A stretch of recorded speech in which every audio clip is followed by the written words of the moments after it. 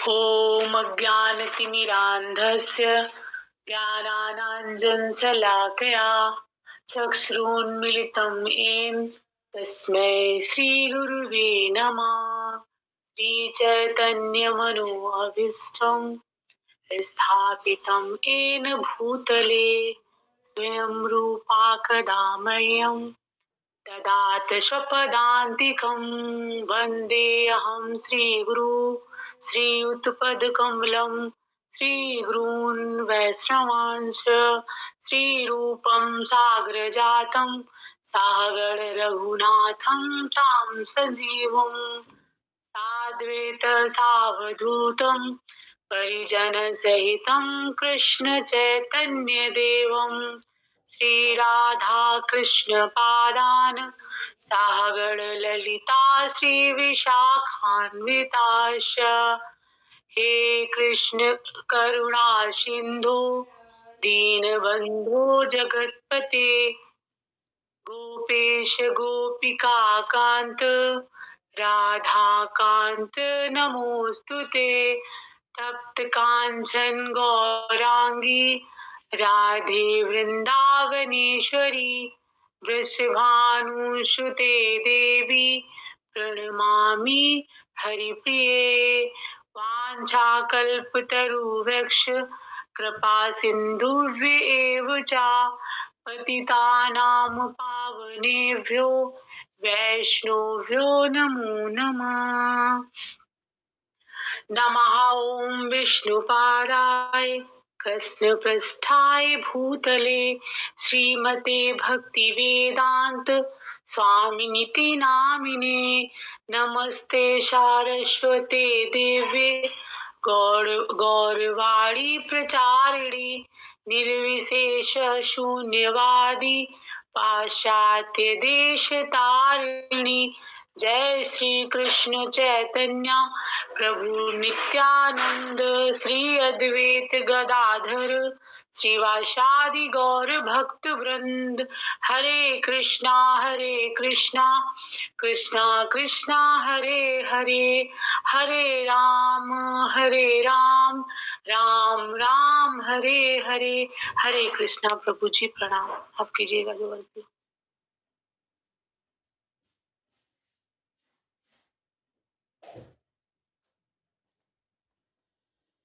हरे कृष्णा।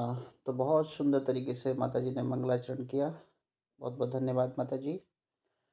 तो आज हमारा श्रीमद् भगवद गीता यथारूप अध्याय 14 श्लोक संख्या कौन सा है माता जी आपका? प्रभु जी 18 है। 18। अध्याय का नाम प्रकृति के 3 गुण। कौन करेगा? प्रीति माता जी, मोनिका माता जी में से आप? प्रीति माता जी आप श्लोक पढ़ दीजिए और हम अर्थ पढ़ लेंगे। हरे जी कृष्णा। माता जी। करिए स्टार्ट माता जी जी। माता जी बोलिए।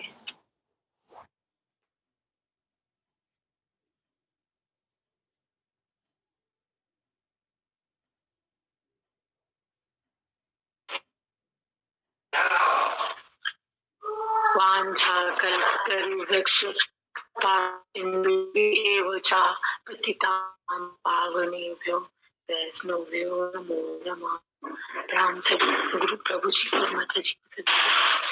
हरे ऊर्ध्व गच्छन्ति सत्वस्था सॉरी श्रीमद् भगवद गीता यथारूप अध्याय 14। अध्याय का नाम प्रकृति के 3 गुण। श्लोक संख्या 18। हरे कृष्णा। ऊर्ध्व गच्छन्ति सत्वस्था मध्ये तिष्ठन्ति राजसा जघन्य गुणवृत्तिस्था अधो गच्छन्ति तामसा।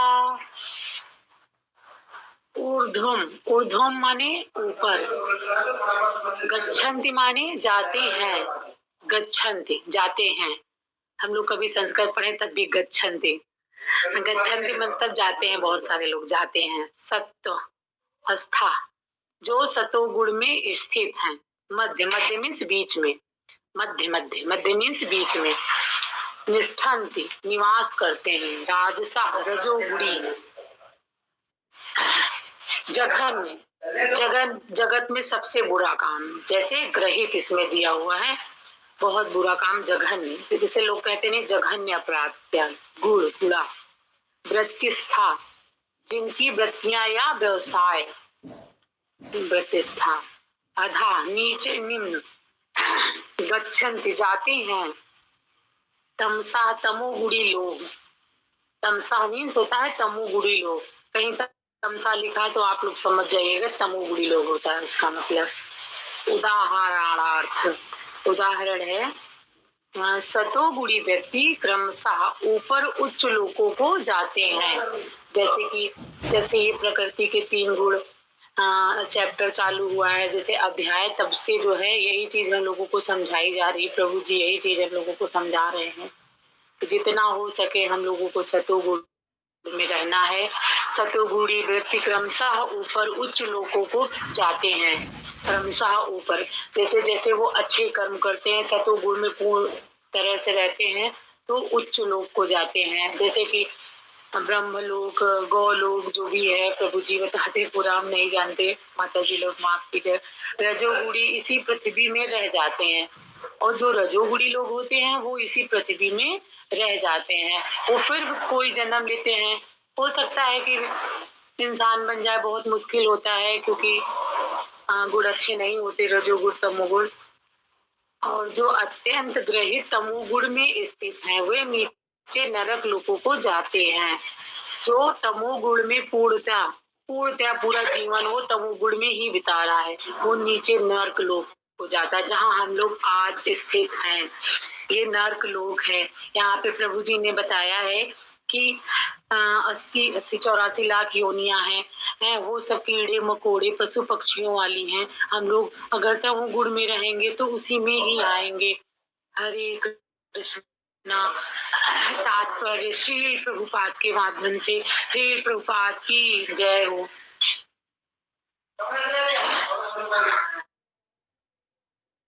हरे कृष्ण। श्री प्रभुपाद के माध्यम से श्री प्रभुपाद की जय। इस श्लोक में तीनों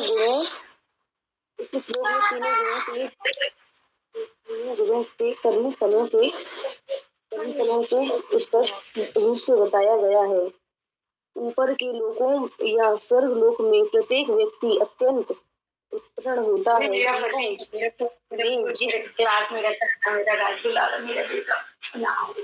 जिस मात्र में सतोगुण का विकास होता है, उसी के अनुसार उसे पवित्र स्वर्ग लोक में भेजा जाता है। सर्वोच्च लोक सत्य लोक या ब्रह्मलोक है, जहाँ इस ब्रह्मांड के प्रधान व्यक्ति ब्रह्मा जी निवास करते हैं। हम पहले ही देख चुके हैं कि ब्रह्मलोक में जिस प्रकार जीव की आश्चर्यजनक परिस्थिति है, उसका अनुमान करना कठिन है। तो वह सतोगुण नामक जीवों की सर्वोच्च अवस्था हमें वहां तक पहुंचा सकती है। रजोगुणी निश्चित होता है, यहाँ सतो तथा तमोगुणी गुणों के माध्यम में होता है। मनुष्य सदैव शुद्ध नहीं होता, लेकिन यदि वह पूर्णतया रजोगुणी हो तो वह इस पृथ्वी पर केवल राजा या धनी व्यक्ति के रूप में रहता है। लेकिन गुणों के मिश्रण होते रहने से वह नीचे भी जा सकता है। इस पृथ्वी पर रजो या तमोगुणी लोग बलपूर्वक किसी मशीन के द्वारा उच्च लोक में नहीं पहुंच सकते। रजोगुणी में इसकी भी संभावना है कि अगले जीवन में कोई प्रमाद हो जाए। यहाँ पर नित्य गुण तमोगुण को अत्यंत गंभीर में कहा गया है। अज्ञानता तमोगुणी विकास करने करने का परिणाम अत्यंत भय होता है। यहाँ प्रगति का निर्मित गुण होता है। मनुष्य योनि से नीचे पक्षी, पशु, सरीसृपों, वृक्षों यदि 80 लाख योनियां हैं और तमोगुण के विकास के अनुसार ही लोगों को ये अधम योनि प्राप्त होती रहती है। यहाँ पर शब्द अत्यंत सार्थक है। यह उनका सूचक है जो उच्च गुणों तक ऊपर न उठकर निरंतर तमोगुण में ही बने रहते हैं। उनका भविष्य अत्यंत अंधकारमय होता है। तमोगुणी तथा रजोगुणी लोग के लिए सतोगुण बनने का शुभ अवसर है और यह कृष्ण भावना अमृत विधि से मिल सकता है। लेकिन जो इस अवसर का लाभ नहीं उठाता वह निरंतर गुणों में ही बना रहेगा। हरे कृष्ण प्रभु जी, कोई गलती है तो क्षमा करना प्रभु जी, आप समझा दें। हरे कृष्ण माता जी, बहुत सुंदर। प्रीति माता जी एक्सप्लेन करिए।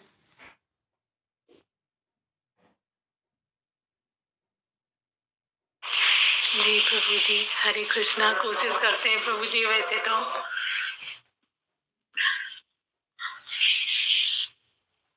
तात्पर्य श्रील प्रभुपाद जी के माध्यम से हरे कृष्णा, इस श्लोक में 3 गुणों के कर्मों के फल को स्पष्ट रूप से बताया गया है।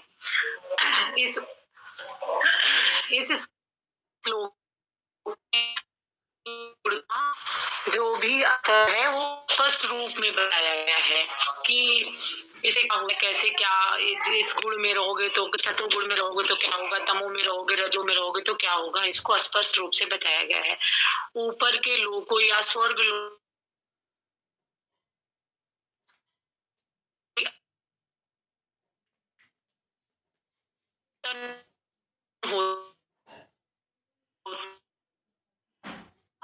माता जी आवाज कट रही है, थोड़ा ऐसी जगह पे बैठे जहाँ पे नेटवर्क पूरा है।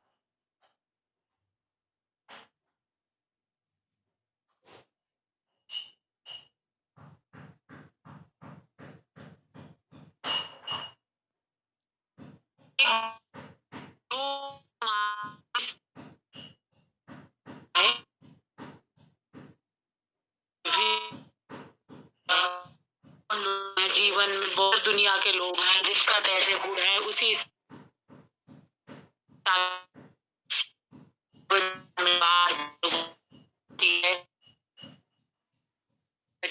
चीज मालूम है। अभी कुछ दिन पहले हमें सतयुग कलयुग ये सब तो सुना भी था, हमें यहीं से भी कुछ क्या है, तमो गुण क्या है और रजो गुण के अंदर जो कुछ कमियां बहुत तो हम सारी तो नहीं कोशिश में लगता हो पाएगी, लेकिन कुछ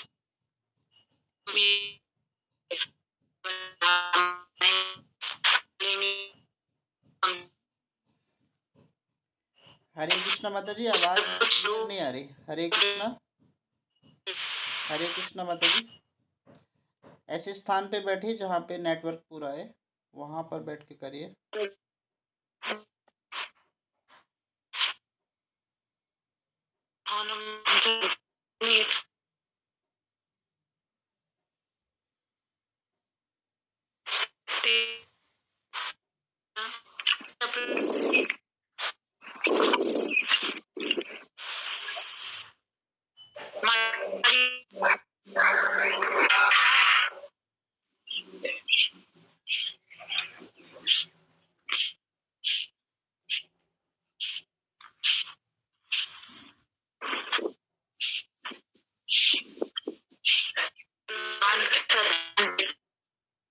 करते हैं।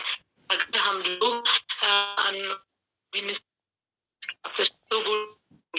तो प्राप्त होगा। जैसे कि सर्वोच्च सत्य लोक या ब्रह्म लोक है, ब्रह्मांड के प्रधान व्यक्ति ब्रह्मा जी रहते हैं। हम पहले ही देख चुके हैं कि ब्रह्म लोक में जिस प्रकार जीवन की आश्चर्यजनक परिस्थिति, उसका अनुमान करना ही है। तो तत्वगुण जीवन की अवस्था हमें वहां पहुंचती है। तो कहते हैं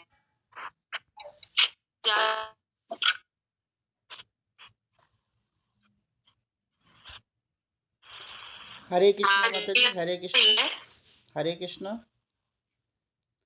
माता जी आवाज बिल्कुल भी नहीं आ रही आपकी, बिल्कुल भी आवाज क्लियर नहीं आ रही।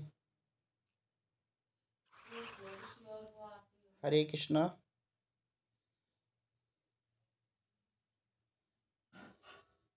आज आपकी आ रही है पर बहुत दिक्कत से आ रही है जरा बहुत। जी माता जी अब आपकी आ रही है, ठीक है अब करिए। अच्छा प्रभु जी, हाँ करते हैं, क्या बताएं आवाज अभी का। कहाँ थे? जहाँ इन ब्रह्मांड के प्रधान व्यक्ति ब्रह्मा जी निवास करते हैं। हम पहले ही देख चुके हैं कि ब्रह्मलोक में जिस प्रकार जीवन की परिस्थिति है, उसका अनुमान करना कठिन है। तो भी सतोगुण नामक जीवन की सर्वोच्च अवस्था हमें वहां तक पहुंचा सकती है। अगर हम लोग सतोगुण में रहें, अच्छे काम करें, अच्छा विचार अपने, देखो वाणी से इंसान को सबसे पहले तो क्या कर्म, वाणी और किसी को मतलब दुख देना, यही सब सबसे ज्यादा जरूरी है कि हम किसी को अपने शरीर से घमंड करके या किसी का मनोभावनाओं को ठेस पहुंचा के या किसी को दान दे के बहुत बड़े बने या अच्छे कर्म करके बहुत बड़े, भगवान धन दे उसमें भी धैर्य से रहे कि हाँ ये धन भगवान का दिया हुआ है, ये हमारे कर्मों से मिला, इसमें हम और अच्छा कर सके तो और अच्छा करे। कुछ लोग हैं जैसे घर चलाते हैं या कुछ भी जरा सा अच्छा काम करते हैं, वो अपने आप में बहुत ऐसा सोच लेते हैं, अरे देखो हम इतना अच्छा काम कर रहे हैं। हर जगह हम लोगों को सोच समझ के अगर चले रजोगुण में, सतोगुण में, तभी हम लोग प्रवेश पा सकते हैं। ऐसा नहीं कि हम सुबह उठ के नहाते धोते हैं, पूजा पाठ करते हैं, बस उसी में हम सतोगुणी बन गए हैं, वो उस भगवत गीता। ऐसा नहीं है, हमें अपने नियम धर्म अपने कर्म को भी बहुत अच्छा बनाना पड़ेगा। वाणी से भी अपने आप में समझ के सबको बोलना, समझ सोच के करना पड़ेगा हर काम, तभी हम सतोगुणी व्यक्ति हैं। अन्यथा हम जो है रजोगुण और तमोगुण में ही सारा जिंदगी बिता देंगे। क्योंकि हाँ, भगवान की पूजा पाठ करके भी ये ना सोचे कि हाँ दिन तुम पूजा करके दिन में किसी को परेशान कर रहे हो, दुखी रख रहे हो और प्राउडी रह रहे हो, तो वो चीज ठीक नहीं है। जितना हो सके हर इंसान को, जैसे प्रभु जी, अब हम क्लास छोड़ दिए थे फिर भी प्रभु जी ने हमें, भगवान जाने, धन्यवाद प्रभु जी का जो कि हमें आज ये अवसर मिला है। तो यही है प्रभु जी, अब हम कहाँ समझाएं, हम तो समझा नहीं ढंग से कुछ पा रहे हैं। नामक जीवन सर्वोच्च अवस्था में जहाँ तक पहुंच सकता है, रजोगुण मिश्रित होता है, ये सतो तथा तमो गुण के मध्य में होता है। मनुष्य सदैव शुद्ध नहीं होता है, लेकिन यदि वो पूर्णतः रजोगुणी हो तो वो इस पृथ्वी पर केवल राजा या धनी व्यक्ति के रूप में रहता है। बिल्कुल, रजोगुण में अगर उसके पास बहुत सारा धन इकट्ठा है और तो वो रजोगुणी, लेकिन अगर वो धन इकट्ठा करने के बाद धैर्य से है, उसमें दान पुण्य करता है, अच्छे से नियम, जिंदगी के नियम को पालन करता है, सुबह समय से उठता है, पूजा करता है, अपने बच्चों को पढ़ाता है, किसी का दिल नहीं दुखाता है, तो वो सतोगुणी व्यक्ति बनके वो आगे अच्छा सतोगुणी व्यक्ति हो सकता है। वो किसी और पीछे के जन्म की कृपा से ही वो रजोगुणी में है, लेकिन गुणों का मिश्रित होते रहने से वो नीचे भी जा सकता है। हाँ, वो नीचे भी जा सकता है, लेकिन वो समझदार अगर है, प्रभु जी जैसे लोगों का साथ मिल गया, तो उसका सतोगुण में भी विकसित हो सकता है, वो आगे बढ़ सकता है। इस पृथ्वी पर रजो या तमोगुणी लोग बलपूर्वक किसी मशीन के द्वारा उच्चतर लोकों में नहीं पहुंच सकते हैं। रजोगुणी या तमोगुणी बलपूर्वक या मशीन द्वारा, आजकल एक से एक मशीन चली है, उच्चतर लोकों में नहीं पहुंच सकता है। रजोगुण में इसकी भी संभावना है कि अगले जीवन में कोई प्रमत्त हो जाए। नहीं समझ पा रहे हैं। यहाँ पर निम्नतम गुण तमोगुण को अत्यंत जघन्य, तमोगुण को अत्यंत जघन्य मतलब बहुत बुरा कहा गया है, जघन्य मतलब बहुत खराब है। अज्ञानता तमोगुण विकसित करने का परिमाण अत्यंत भयावह होता है। अगर आप अपना जीवन तमोगुण में ही बिता रहे हैं तो आपका अगला जीवन या यही जीवन आपका बहुत भयावह हो सकता है। आप आगे बहुत परेशान हो सकते हैं, आप बीमार हो सकते हैं, आपका एक्सीडेंट हो सकता है, आप कहीं भी परेशान होंगे क्योंकि आप पूरा जीवन ज्यादा से ज्यादा समय हर समय तमोगुण में ही रह रहे हैं, तो फिर आपके साथ कुछ भी बुरा हो सकता है। ये प्रकृति का निम्नतम गुण है। सब निम्नतम मनुष्य योनि के नीचे पक्षियों, पशुओं, सरीसृपों, वृक्षों आदि को 80 लाख योनियां हैं। मनुष्य योनि के नीचे यही चीज समझाया गया है कि आप और अच्छे कर्म करें, जो कर रहे हैं इससे भी कोशिश करते रहें कि जितना अच्छा करें, ताकि कि हम जो है इन योनियों में ना जाए, पशु ना बने, पक्षी ना बने, सर्प ना बने, कीड़े मकोड़े ना बने। 80 लाख योनियों से अच्छा है कि हम मनुष्य बने, और मनुष्य बनने के बाद भी अगर हम अच्छा नहीं, ऐसी बात नहीं है कि जो जीव कीड़ा बना है, मकोड़ा बना है या जानवर बना है, पक्षी बना है, तो ये मनुष्य का जीवन नहीं पाए, ये भी मनुष्य का जीवन पाए हैं। मेरी सोच तो ये, लेकिन मनुष्य जीवन पाने के बाद भी ये अभी तक जैसे अंधकार में मैं रह रही थी, उसी तरह से अंधकार में रहकर अपना जीवन व्यर्थ कर दिया। फिर वो अपना किसी 80 लाख योनियों में भटकते रहे। तमोगुणी के विकास के अनुसार ही लोगों को ये अधम योनियां प्राप्त होती रहती हैं। यहाँ पर तमसा शब्द अत्यंत सार्थक है। तमसा मतलब तमोगुणी, तमोगुणी सार्थक है, ये उसका सूचक है जो उच्चतर गुणों तक ऊपर न उठकर निरंतर तमोगुण में ही बने रहते हैं। जो निरंतर तमोगुण में बने तो उनका भविष्य अत्यंत अंधकार में होता है। हाँ, तमोगुणी तथा रजोगुणी लोगों के लिए सतोगुणी बनने का सुअवसर है। हाँ, तमोगुणी और रजोगुणी हैं, वो नहीं समझ पा रहे, उनको इंसान का जीवन मिला है, लाख कोशिश करनी चाहिए कि हम सतोगुण में रहें, सुअवसर है, और ये कृष्ण भावनामृत विधि से मिल सकता है। लेकिन जो इस सुअवसर का लाभ नहीं उठाता वो निम्नतर गुणों में बना रहता है। हरे कृष्णा। जो भी त्रुटि हो माता जी लोग माफ कीजिएगा, प्रभु जी माफ कीजिएगा। हरे कृष्णा। हरे कृष्णा। प्रीति माता जी जय हो। हरे राम राम राम हरे हरे, हरे कृष्णा। हरे कृष्णा। शिल प्रभुपाद की जय हो। बहुत सुंदर प्रयास कर रहे हैं। हरे कृष्णा। प्रीति माता जी। जी प्रभु जी बोल रहे हैं, बहुत अच्छा माता जी ने समझाया है।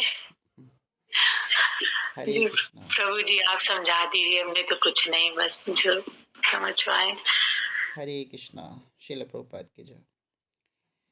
यही भाव रहना चाहिए कि हम कुछ समझा नहीं पाए, अगर ये हो जाए कि हम सब कुछ समझा चुके हैं, अच्छा समझाया, तो समझो कुछ अच्छा नहीं समझा। क्योंकि प्रभु जी हमें तो अंदर से दर्द होता है मन में बोलने में कि क्या बोले, लेकिन जो भी सोचते प्रभु जी हमको कहेंगे देखो क्लास नहीं कर रही, इस वजह से सोचते लाओ बोले, और हमें समझ में कुछ नहीं आता प्रभु जी बिल्कुल कि हम क्या बोले क्या ना बोले। नहीं, बहुत अच्छा बोला आपने, ठीक है। और सभी भक्त बोले अच्छा बोला है, और जो बकता है वो कहे कि नहीं मैंने कुछ अच्छा बोला है, यही भक्ति है। अगर वो वक्ता के अंदर ये हो जाएगा तो मैंने बहुत अच्छा बोला है, तो फिर वो अभिमान है, तो फिर वो कौन सा गुण आ गया ना तुरंत, रजोगुण तमोगुण, रजोगुण आ जाएगा तुरंत। तो ये जो तीनों गुण हैं व्यक्ति को इसी धरातल पर छोड़ने वाले हैं। तीनों गुणों को पार करना है। कोई कहे हाँ मैं तो सतोगुण में हूं तो कोई अच्छी बड़ी बात नहीं है, कोई कहे मैं सतोगुण में हूं तो कोई बड़ी बात नहीं है। गुणों को पार किया जाना चाहिए। जब व्यक्ति गुणों को पार करेगा, रस्सी के बंधन से निकल पाएगा। ये बंधन है। तो व्यक्ति जो है अगर तीनों गुणों को पार करता है तो वो सर्व शतो गुण, जिसको कृष्ण भावना अमृत का गुण का नाम से जाना जाता है, क्योंकि 84 लाख योनियों में भ्रमण करना पड़ता है। आप सभी को पता है 84 लाख योनियां कौन कौन सी हैं? किसको पता है?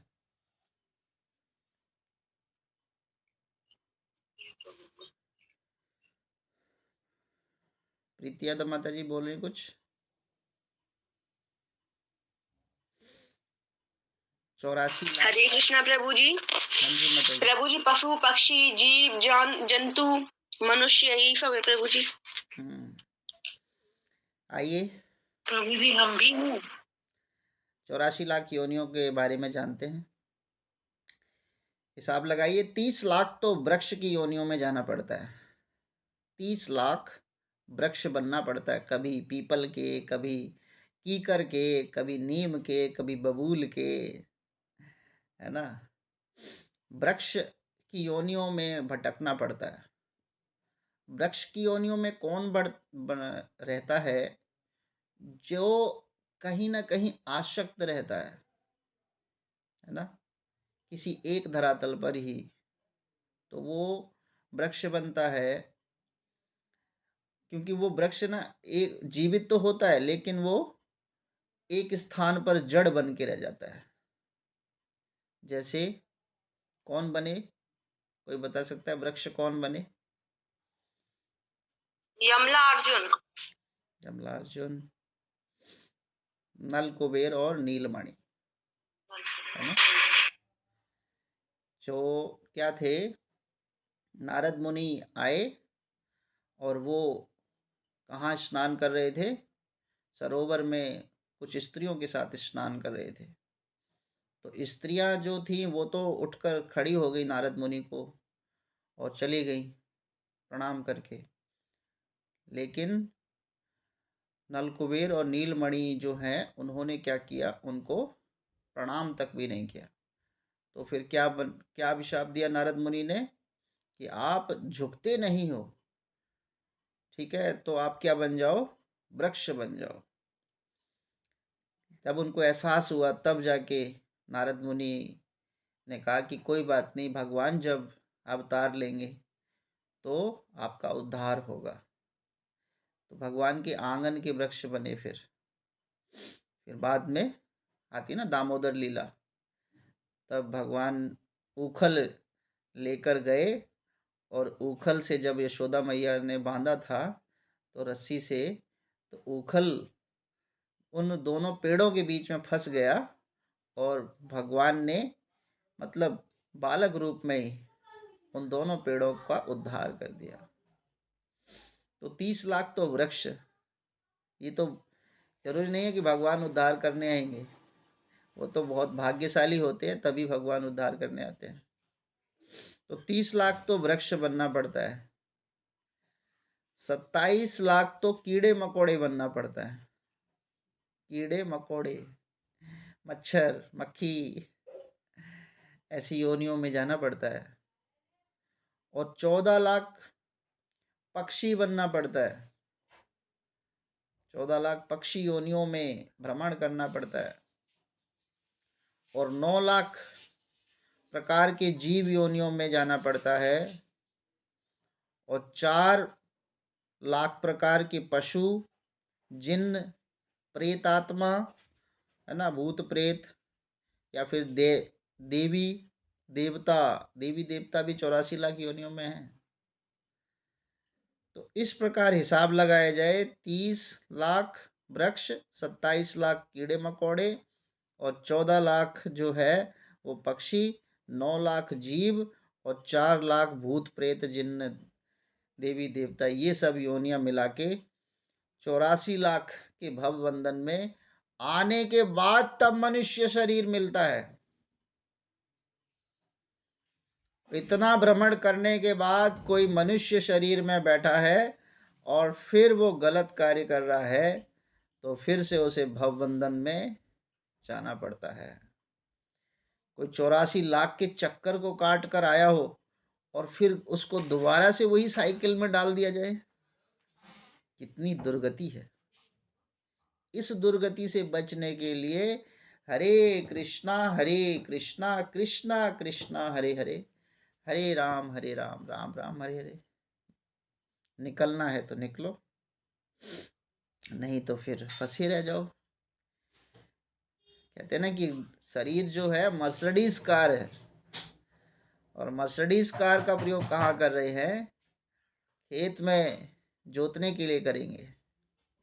खेत जोतने के लिए तो ट्रैक्टर होता है, लेकिन अगर कार से खेत जोता जाए तो मूर्ख है। तो ये शरीर जो है वो क्या है? अनमोल है। ये शरीर ही के द्वारा ही व्यक्ति भगवान का सानिध्य प्राप्त कर सकता है। तीनों गुणों को पार करना है। ये नहीं कि कोई व्यक्ति सतोगुण में रह रहा है ठीक है, नहीं, सतोगुण में व्यक्ति रहता है, उससे ऊपर निकलिए। तीनों गुण ठीक नहीं है। इस श्लोक में तीनों गुणों के कर्मों का फल स्पष्ट रूप से बताया गया है ना। तो व्यक्ति को क्या करना चाहिए? गुण मतलब रस्सी, रस्सियों से अपने आप को छुटकारा दिलाना चाहिए। तो इस प्रकार, और छुटकारा दिलाता कौन है? किस प्रकार छुटकारा मिलता है? गुरु के आधार पर, गुरु के प्रति शरणागति होने पर। गुरु कौन है? गु मतलब अंधकार और रू मतलब प्रकाश। तो जो अंधकार से प्रकाश की ओर जो ले जाता है वही क्या है? गुरु है। तो गुरु, बिना गुरु के कोई नहीं रह सकता। सभी व्यक्तियों को गुरु की आवश्यकता है। हमें कभी बचपन में माँ गुरु बनी, है ना, फिर बड़े हो गए तो अध्यापक गुरु बने, काम करने लगे तो बिजनेसमैन गुरु बने। तो ये सब भौतिक गुरु हैं, लेकिन वास्तविक गुरु, जो वास्तविक गुरु होता है, वह गुरु कौन है? स्पिरिचुअल मास्टर, आध्यात्मिक गुरु। आध्यात्मिक गुरु क्या करता है? भव सागर को पार ले जाता है।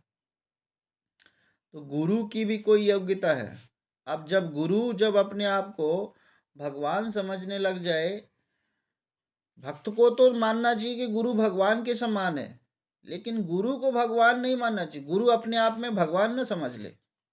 प्रभुपाद कहते हैं, जो गुरु अपने आप को भगवान के तुल्य समझने लग जाता है, वो भगवान वो क्या है? कुत्ता है।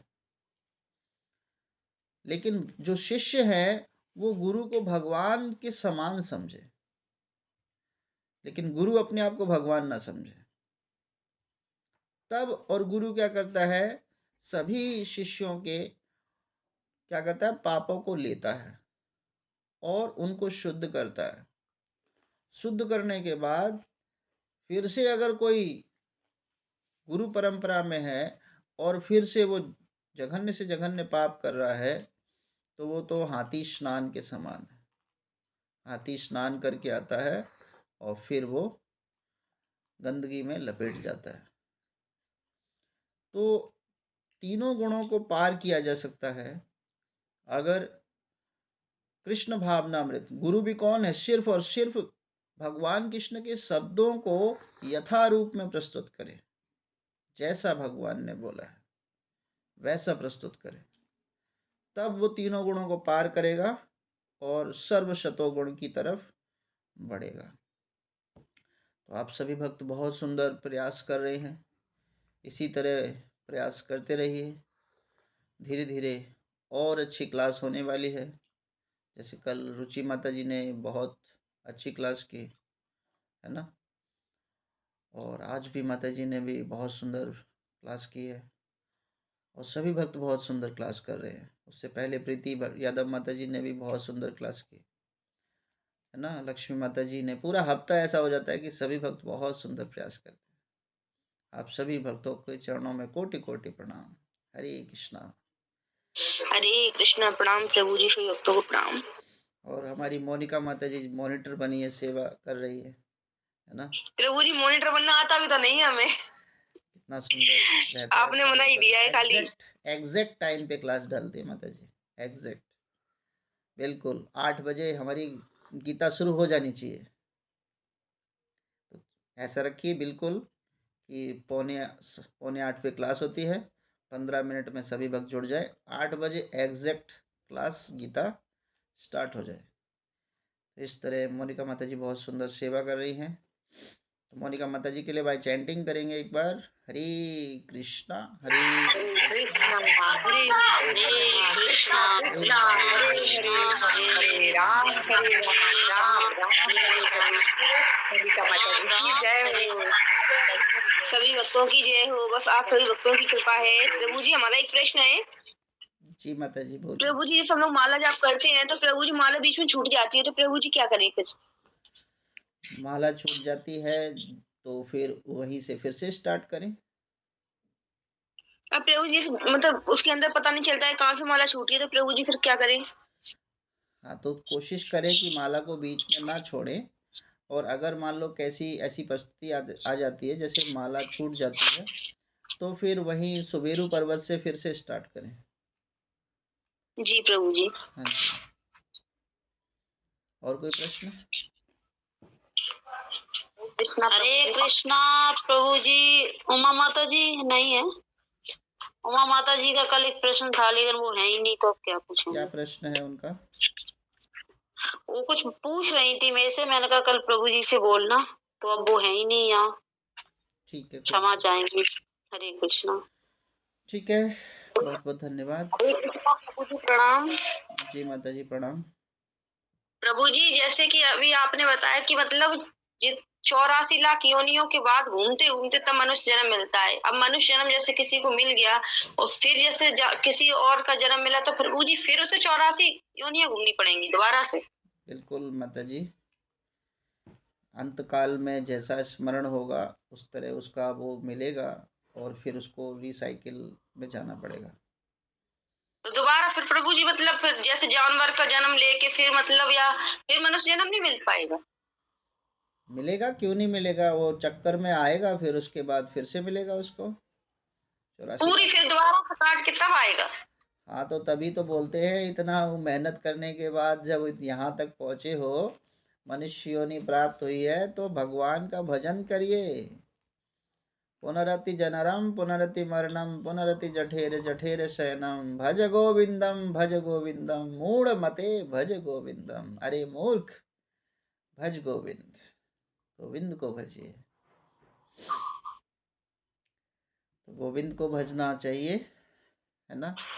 हरे कृष्णा प्रभु जी। प्रभु जी एक प्रश्न और है। जी माता जी। प्रभु जी साख का मतलब क्या होता है? साख जैसे कि एक जगह पे कल पढ़ा था हमने इसमें चेतन चरितमृत में कि एक मंदिर है वहां पर साख का मतलब और पता नहीं क्या चीज मतलब वहां पे भोग लगाया जाता है, तो इसका मतलब क्या होता है प्रभु जी? वो आप डालिए, मैं फिर उसको पढ़कर फिर बताऊंगा, एक बार फोटो खींच के डालना तब मैं बताऊंगा उसको। हरे कृष्णा। हरे कृष्णा प्रभु जी। हाँ जी माता जी बोलिए। प्रणाम प्रभु जी। प्रणाम प्रभु माता जी जी। मेरा ये प्रश्न है कि जैसे ये चींटी हुई या मक्खी होती है जो मंदिरों में होती है और जैसे मतलब गाय के बछड़े वगैरह होते हैं वो प्रसाद मतलब मंदिरों में बाहर पड़ा रहता है पाते रहते हैं और जैसे चींटी और ये मक्खियां वगैरह तो इनके बाद फिर मतलब जैसे वो मर जाते हैं तो फिर उनका मतलब शुद्ध वो होते हैं जो उनके कर्म मतलब उन्होंने किए खराब तो उनकी शुद्धिकरण होता है क्या प्रभु जी कि मतलब वो मनुष्य योनि में आ जाते हैं जैसे प्रसाद पाते रहते भगवान का? हरे कृष्ण। जी माता जी, ये भगवान की कृपा होती है और भगवान कब किस पर कृपा कर दें, उसको कब किस 84 लाख की साइकिल से बीच में से निकाल लें, ये उसी को मिलता है जो मनुष्य रूप में भगवान की शुद्ध भक्ति करने का प्रयत्न कर रहा है, लेकिन किसी कारणवश उसकी शुद्ध भक्ति पूरी नहीं हो पाई है, तो उसे कुछ समय के लिए उस शरीर में जाना पड़ता है और भगवान कुछ ऐसी कृपा करते हैं जिसके कारण उसका उद्धार फिर से जल्दी हो जाता है। जैसे जड़ भरत जो है वो कुछ समय के लिए हिरण की योनियों में रहे, लेकिन क्योंकि उन्होंने शुद्ध भक्ति की थी तो भगवान ने उनको तुरंत वहां से अपने धाम में बुला लिया। दूसरा एग्जाम्पल हमारे पास आता है गजेंद्र का। गजेंद्र जो है वो क्या है, पशु योनि में है। हाथी क्या होता है, पशु योनि में है। लेकिन वो भगवान को इस प्रकार पुकार रहा है, इस प्रकार पुकार रहा है, विश्व संसार का सबसे शक्तिशाली व्यक्ति आकर मेरी रक्षा करे। तो गजेंद्र ने जब पुकारा तो भगवान स्वयं आए, और भगवान ने, देखिए, गजेंद्र का पैर किसने पकड़ा था? मगरमच्छ ने। तो भगवान कहते हैं कि जो मेरे भक्त का पैर पकड़ता है मैं पहले उसका उद्धार करता हूं। तो भगवान ने पहले किसका उद्धार किया? मगरमच्छ का, क्योंकि भक्त का पैर पकड़ा हुआ था और काफी समय से पकड़ा हुआ था। तो पहले मगरमच्छ का उद्धार किया, फिर गजेंद्र का उद्धार किया। तो इस तरह जो है कि भगवान, ये 84 लाख की साइकिल है, लेकिन अगर भगवान कृपा कर दे तो वो व्यक्ति उस साइकिल से तुरंत भगवत धाम पहुंच सकता है। अगर वो मनुष्य योनि में है और भगवान की भक्ति कर रहा है और किसी कारणवश वो भक्ति अच्छी नहीं कर पाया, किसी कारण समस्या हो गई, तो उसे 84 लाख की साइकिलों में से बीच में से कट मिल जाता है। कहते हैं ना, भगवान कहीं ना कहीं कट दे देते हैं। तो इस प्रकार उसको 84 लाख की साइकिल में नहीं जाना पड़ता, कुछ समय के लिए इधर उधर साइकिल में जाना पड़ता है और भगवान उसको फिर से अपने धाम में बुला लेते हैं। ठीक है माता जी? हरे कृष्णा प्रभु जी। हरे कृष्णा। प्रभु जी, जैसा आपने अभी बताया था कि मतलब हम लोग जैसे एक जगह ध्यान लगाते हैं तो प्रभु जी लोग वृक्ष बन जाते हैं। तो प्रभु जी ध्यान यहाँ से मतलब कैसे हटाएं एक जगह से? ध्यान का वो नहीं है, वो क्या है कि जैसे किसी स्त्री की कोई पुरुष स्त्री की मतलब कामना कर रहा है, उसका ध्यान उस स्त्री में है, या पुरुष का उसका स्त्री, तो दोनों जो स्त्री पुरुष में, इस तरह उनको क्या वृक्ष की योनियों में जाना पड़ता है ना। जैसे एक वृक्ष के अंदर नर वृक्ष भी होता है और मादा वृक्ष भी होती है, तो दोनों जुड़े हुए होते हैं, तो नर मादा के रूप में उनको दोनों को ऐसे जोड़ दिया जाता है। तो आप जाइए, आपको यही करना है तो आप इस वृक्ष की योनियों में जाइए। ठीक है, साइंस में है ना। और जैसे प्रभु जी मतलब हम लोग किसी इंसान में मतलब ज्यादा मतलब अपने बच्चे हैं, जैसे प्रभु जी फैमिली मेंबर, मतलब किसी में भी अगर ध्यान लगाते हैं तो प्रभु जी मतलब ये भी गलत है? नहीं, वो तो कर्तव्य है, वो तो ग्रस्त वो है, वो तो लगाना ही है। ऐसा नहीं है कि वो नहीं लगाना, वो तो करना है। मतलब प्रभु जी को ज्यादा ही लगाओ, मतलब हद से ज्यादा, मतलब प्रभु जी छूट नहीं रहा हो तो प्रभु जी तो नहीं तो भगवान, वो तो परिवार है, उसमें आएगा, वो अच्छी बात है ना। लेकिन भगवान में भी साथ साथ हो रहा है ना भाई, परिवार को नहीं छोड़ा जा सकता, उसमें तो ध्यान लगाना पड़ेगा। कोई व्यक्ति परिवार में भी ध्यान ना लगाए, सिर्फ सिर्फ गृहस्थ आश्रम में और भगवान में ही सिर्फ कर रहा है, तो वो नहीं है। आपका कर्तव्य को कर्तव्य निभाते हुए कर्म करना है, कर्तव्यों को नहीं त्यागना है। भक्ति क्या है, परिगृहस्थ आश्रम क्या है, गाड़ी के 4 पहिए हैं। अगर गाड़ी के 4 पहियों में से एक भी पहिए में हवा कम हो जाएगी तो गाड़ी नहीं चलेगी। परिवार हमारा पहिया है, गुरु हमारा क्या है, बच्चे हैं, फिर भगवान का एक पहिया वो है। तो चारों पहियों में बैलेंस हवा होनी चाहिए, तब जो है वो ठीक चलेगा। अगर एक भी को छोड़ेंगे तो फिर भक्ति नहीं है, फिर वो नहीं कर पाएगा। जैसे धन धन ना मिले तो कोई भक्ति कैसे कर पाएगा? फोन नहीं मिलेगा, रिचार्ज नहीं होगा, तो वो धन भी आवश्यक है, ऐसा नहीं है। तो सब चीज होनी चाहिए, बैलेंस होना चाहिए, है ना। सेवा तो धन से की जाती है, शरीर से भी सही रहना चाहिए, स्वस्थ होना चाहिए। अगर शरीर सही नहीं है, अगर तकलीफ है शरीर में, तो फिर पहले शरीर को सही करें, तब क्लास भगवान के सानिध्य में रहें।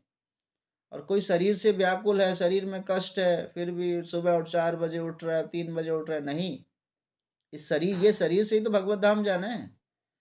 गाड़ी को तो सही करो, गाड़ी सही करो फिर चलो।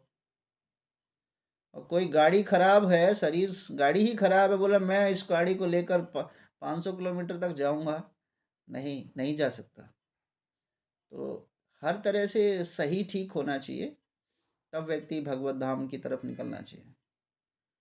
जी प्रभु जी, बहुत बहुत धन्यवाद प्रभु जी, आपने इतनी अच्छी तरह समझाया। जी माता जी। हरे कृष्णा। हरे कृष्णा। तो बहुत बहुत धन्यवाद सभी भक्तों का। वंशा कल्पतरुभ्यश्च कृपा सिन्धुभ्यो एव च पवनीभ्यो वैष्णवेभ्यो नमो नमः। हरे कृष्णा। सभी भक्तों की जय हो। हरे कृष्णा कृष्ण हरे राम राम राम राम।